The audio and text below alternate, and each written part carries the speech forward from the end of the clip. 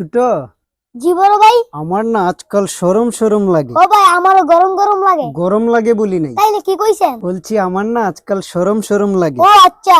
কেন শরম শরম লাগে জিজ্ঞেস করবা না? কেন চলম চলম লাগে? শরম। তুমি কি আমাকে ব্যঙ্গিয়ে কথা বলছো? না আমি ব্যঙ্গে কথা বলি নাই। ও আচ্ছা।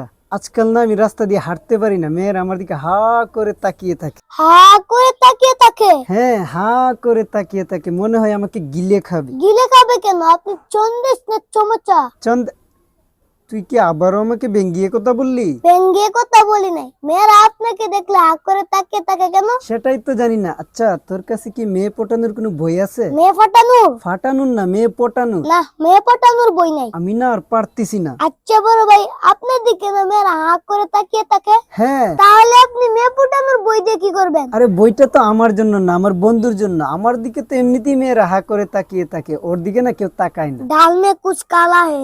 এই ফিস ফিস করে কি বললি? বলছি আপনার বন্ধু কি কালা হে? হ্যাঁ, তুই কি করে জানলি? মন্ত্র করে। মন্ত্র পড়ে তুমি এটা জানতে পারলা কিভাবে? মন্ত্র পড়ে মেয়ে পটাতে হয় সেটা জানো না কেন? সেটা তো আমি নিজেও জানি না। সেটা তো।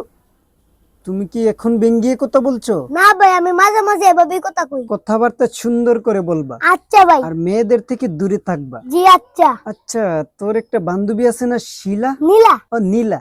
ও তো আমাকে দেখলে হা করে তাকিয়ে থাকে। নীলাও হা করে তাকিয়ে থাকে? আরে হ্যাঁ। আচ্ছা, নীলাকে পটাইতে কি কোনো জাদু মন্ত্র লাগবে? না। তাহলে কেন পড়তেছে না? মানে? মানে নীলার সাথে কি রিলেশনে যাওয়া ঠিক হবে? না।